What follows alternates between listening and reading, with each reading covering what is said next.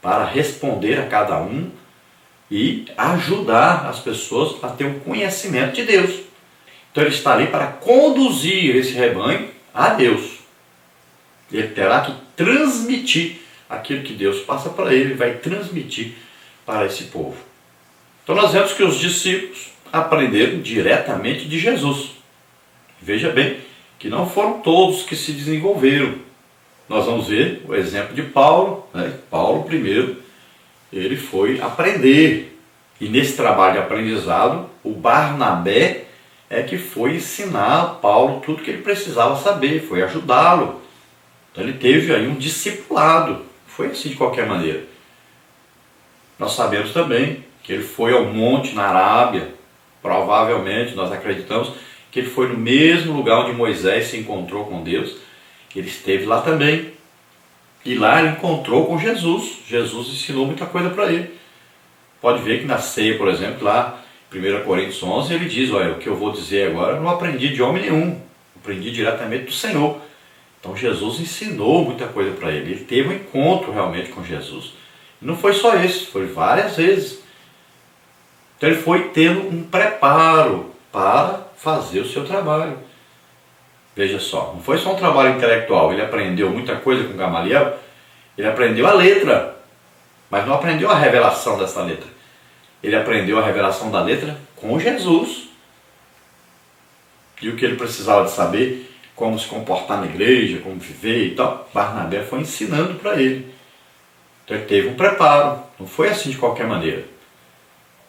Então assim também, todos aqueles que dirigiram a igreja, olha, Timóteo, Tito, Paulo aconselhava, Paulo andou com eles, ensinou, mandava cartas, estava ali auxiliando o tempo todo. Para eles o quê? Para eles crescerem, desenvolverem, saberem fazer corretamente o trabalho. Então é preciso sempre que aquele que está dirigindo um trabalho, ele tenha a orientação de outros que têm mais experiência do que ele. Está sempre ali, debaixo de uma supervisão. E veja bem que quem escolheu, quem chamou Paulo, foi o Espírito Santo. Eles estavam ali numa reunião de oração e jejum na cidade de Antioquia, ou Antáquia, né, hoje. Essa cidade foi onde pela primeira vez os discípulos foram chamados então cristãos. E ali estava Paulo, estava Barnabé, estavam ali doutores, mestres, aí, profetas, em oração e jejum, pedindo exatamente a direção de Deus. Foi quando Deus falou, o Espírito Santo disse, separa para mim Saulo e Barnabé para uma obra que eu os tenho chamado. Então veja só, um chamado direto de Deus. E eles foram fazer a obra de Deus. Então primeiro Paulo foi com o seu, vamos falar assim, o seu mentor, né, com o seu amigo, com o seu companheiro, que o ajudava, o auxiliava, o ensinava tudo. Ele foi aprender primeiro, para depois ele viajar sendo o líder dessa viagem. Já pensou se todos hoje fossem escolhidos assim? Se a gente fizesse aí uma reunião de jejum, de oração, buscando o direcionamento de Deus, a escolha de Deus para cada um ser incluído aí no ministério? Já pensou que maravilha se a gente seguisse a Bíblia? Nós queremos colocar aqui alguém para ser pastor dessa congregação. Então vamos reunir o ministério, vamos entrar aqui em oração, em jejum, esperando que Deus vai falar conosco, vai chamar, vai escolher quem Ele quer que seja colocado. Que maravilha seria se a gente seguisse a Bíblia, não é? Seria maravilhoso se a gente desejasse que Deus escolhesse as pessoas, não é? Seria maravilhoso. Então Deus escolheria e a gente só confirmaria. Vamos ver aí a parte 2, qualificações e atribuições dos pastores e diáconos. Tópico 1, atribuições dos pastores. Tópico 2, qualificações espirituais e ministeriais. Tópico 3, qualificações familiares. E tópico 4, qualificações morais. Tópico 1, então, atribuições dos pastores.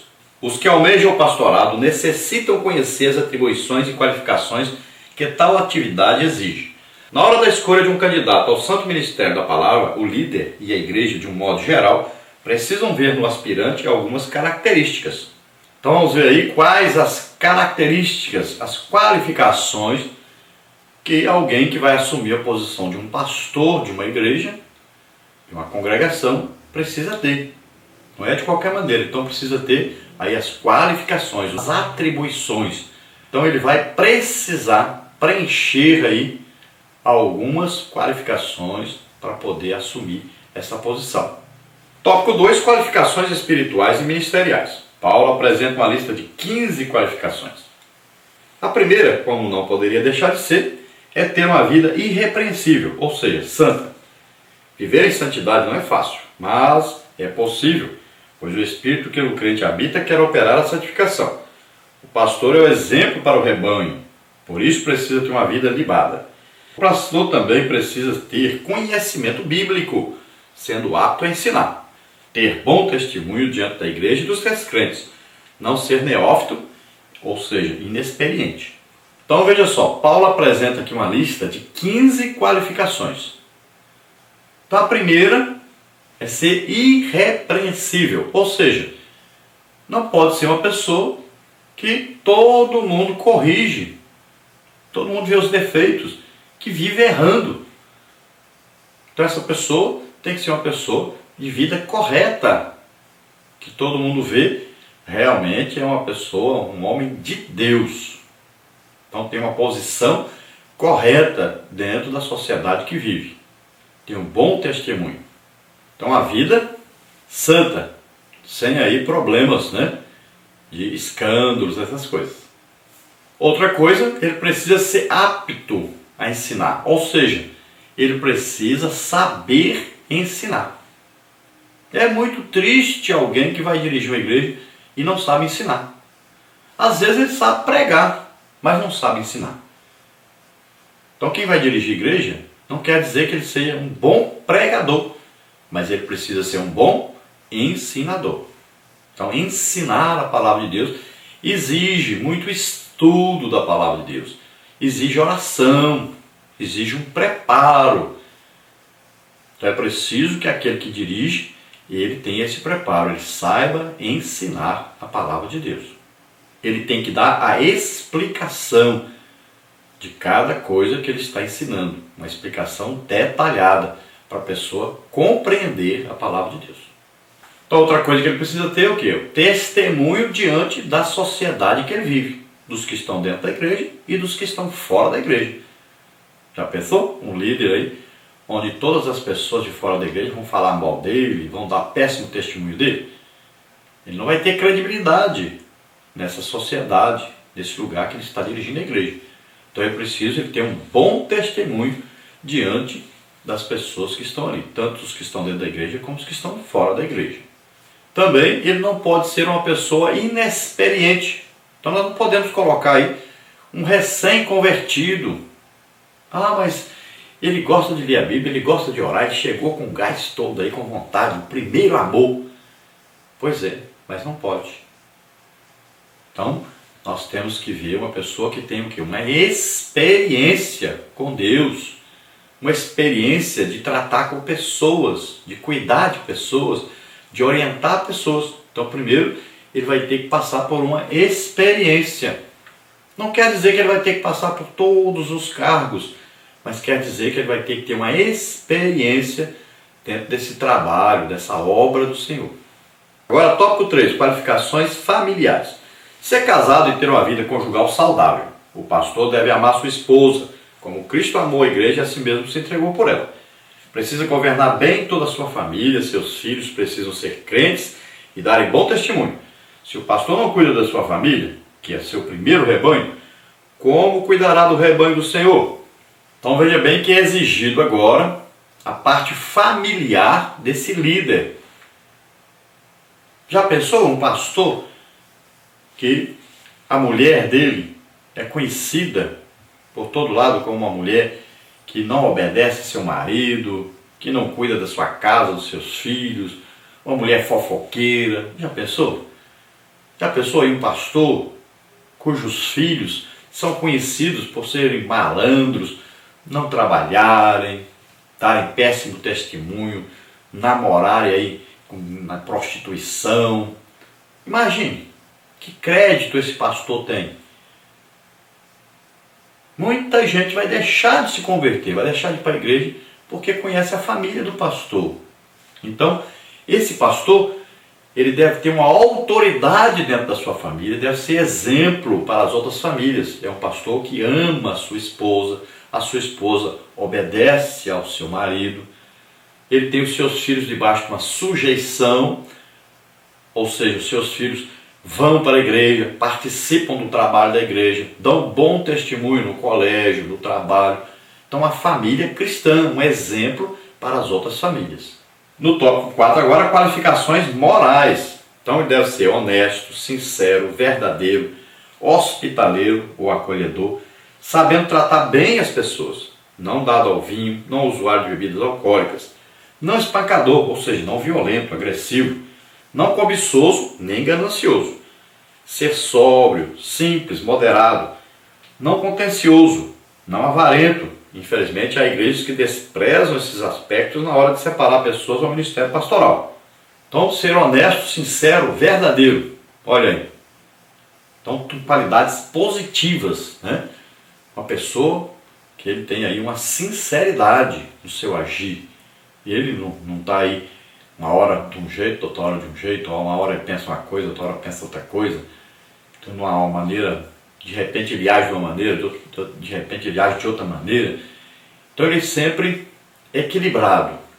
Então aí fala de hospitaleiro, ou seja, aquele que recebe bem as pessoas, trata bem as pessoas, aquela pessoa simpática, né? Pessoa querida, amada pelas pessoas, e que sempre convida pessoas para a igreja, para ir na sua casa. Ele também visita as pessoas. Então é aquela pessoa conhecida como uma pessoa simpática, alegre. Fala de não dado ao vinho. Então era normal se tomar suco de uva. Só que não podia exagerar, porque embriagava. Então é aconselhável, né? E é exigido que aquele que lidera a igreja, que trabalha na direção da igreja, não pode ser uma pessoa que tem algum vício, qualquer vício que seja. Ele não pode ser dominado por algum vício. E também nós sabemos que a bebida alcoólica, ela muda o jeito de agir das pessoas. Acaba a pessoa falando que não devia falar, agindo de uma maneira que não devia agir, acaba sendo violento. Então é proibido isso terminantemente. Não espancador. Então veja só, naquele tempo alguns líderes chegavam até a espancar as pessoas, porque as pessoas não queriam obedecê-lo. Hoje, espancador pode significar, por exemplo, um pai que às vezes espanca seus filhos, não sabe educar os seus filhos. Às vezes tem pastor que bate na esposa. Então, ele não pode ser um espancador, não pode ser uma pessoa que resolve as coisas no braço, na força física, né? De repente a pessoa tem um atrito aí numa sociedade, ali onde está a igreja, e de repente vai resolver aí no braço com a pessoa, vai espancar alguém, bater em alguém. Isso não pode, não existe isso num líder de igreja. Aí fala de não ganancioso, ou seja, não é aquele que dirige a igreja, não é para ficar rico. Ele não tem a visão, o desejo de enriquecimento. Paulo chama a atenção disso. Aquele que quer enriquecer, ele acaba caindo em laços, acaba fazendo coisa errada para adquirir dinheiro, para ficar rico. Então aquele que deseja ficar rico, ele acaba roubando o dinheiro da igreja, ele acaba tirando de uma coisa que era necessário fazer para o crescimento da igreja, ele tira para ele, para o crescimento financeiro dele. É por isso que existem tantos por aí que estão ricos, que ao invés de investir esse dinheiro na obra de Deus, enviando, por exemplo, missionários, né, construindo prédios, então fazendo aí grandes cruzadas para ganhar muitas almas. Não, ele investe nele mesmo. Então aí estão as suas fazendas, suas mansões, carrões, até aviões. Então ser sóbrio, ou seja, ter um equilíbrio, né? Não andar como um bêbado, mudando de opinião, mudando o seu desejo, de vez em quando mudando aí todo o sistema da igreja, nada disso. Ser sóbrio, equilibrado, ser moderado, não desejar coisas altíssimas, ser simples, humilde. Fala de não ser contencioso. Então não quer dizer que a pessoa que fala, que discute um tema bíblico, quer dizer que é aquele que inventa, que sempre contenda, divide. Ele está sempre dividindo pessoas, ele está sempre tirando as pessoas da igreja ao invés de colocar dentro da igreja.